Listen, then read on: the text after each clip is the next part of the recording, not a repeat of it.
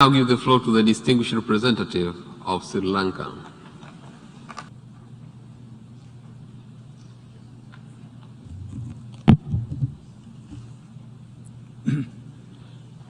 Mr. President, distinguished delegates, Your Excellencies.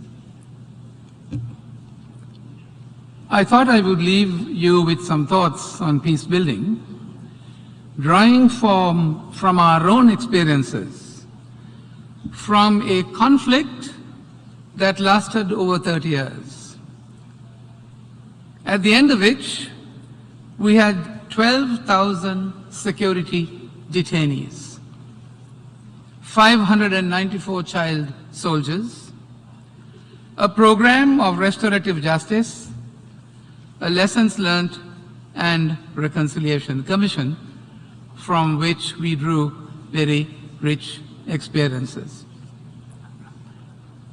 For the purposes of our own learning, it is possible, I say, to identify three aspects of post-conflict peace building. Firstly, the creation of stability.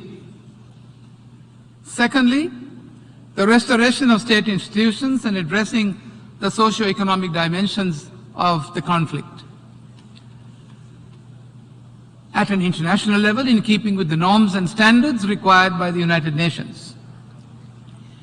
I might recall in passing that we have had our own share of experiences in international peacekeeping. Sri Lanka has been blessed with armed forces from the colonial times and has made a contribution in substantial measure towards maintaining law and order at a domestic level, and in more recent times in Mozambique in 1994, where a contingent of, we started with 11 police officers formed part of a successful UN mission, followed by contingents to East Timor, Sierra Leone, the Ivory Coast, the Sudan, Liberia, the Haiti, South Sudan and Darfur. Their services were highly commended. Let me come back to the mainstream discourse. The first aspect of peacekeeping, post-conflict peacekeeping, is the desire to reinforce stability and discourage the combatants from returning to war. Now that's an important aspect of it. In every respect, peace building continues to be an important function, my dear friends, of peacekeeping. The attempt to maintain a ceasefire and the stability of monitoring the combatants. Yet, it has been our experience that peace building goes beyond this feature of peacekeeping in a number of ways. Peace building activities, Mr. President, directly attempts to reduce the means available and the incentives for actors to return to conflict. To achieve this objective, this includes disarmament, this includes demobilization, this includes reintegration, security sector reforms, and arms control for light and heavy weapon systems. My dear friends, there is a saying that if peace is to prevail, then the toys must be removed from the boys. But it is not enough to try to reduce the material means of going to war. The reintegration of former combatants requires alternative avenues for the pursuit of wealth and social recognition. At the end of our conflict, we had just over 12,000 security detainees, 594 child soldiers.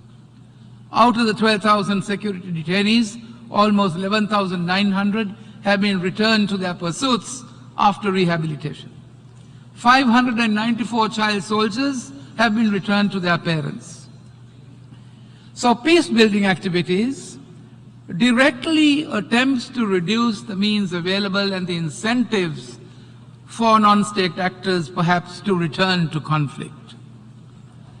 The second dimension is helping to build or restore key state functions that have the capacity to generate basic public goods and possess a semblance of legitimacy. So a basic function of the state, therefore, in our experience, is the production of public goods. But many states, especially those emerging from conflict, and we have found it in ourselves, find it difficult to deliver such goods. Therefore, peace builders either replace the state or partners with the state to rebuild basic facilities, public administration, the rule of law, transportation, communication networks, and utilities, and to create education and health infrastructure. The third dimension is an attempt to build not only the states, but also the society's ability to manage conflict peacefully and develop the socio-economic infrastructure necessary to underpin economic development. Towards this end, my dear friends, peace builders are involved in trauma counseling, transitional justice and reconciliation, community dialogue, strengthening civil society organizations, and so on and so forth.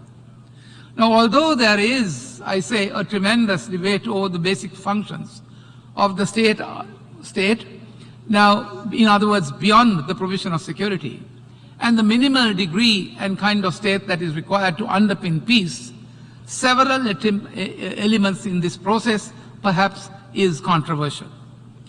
To begin, actors must have an incentive to preserve the state and its institution.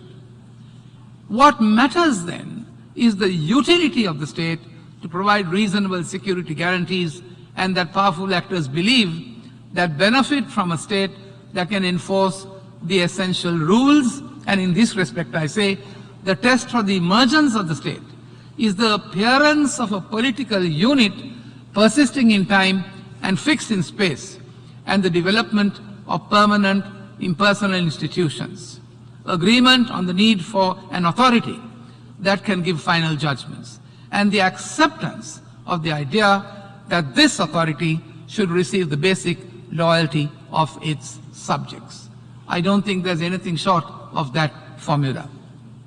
My dear friends, in the final analysis, led most prominently by developed states and the help of developed states, there is a growing interest in making sure that states, especially those emerging from conflict, such as ourselves, have the capacity to maintain the stability and the counter transnational threats. Now, that's another aspect of it. The degree of the state then matters not only because it provides a useful function for domestic society, but also for international society. Yet, the desire to make sure that the post-conflict state is strong enough to contend with uncivil forces might easily undermine the desire to build a liberal state, one that is accountable to society and fastened by nothing less than the rule of law. If so, then peace building, in my respectful view, might prove to be successful to the extent that states do not return to war 5 years or in a short while after peace agreements, but a failure to the extent that it leaves in place an authoritarian structure. I thank you, Mr. President. I thank the distinguished representative of Sri Lanka.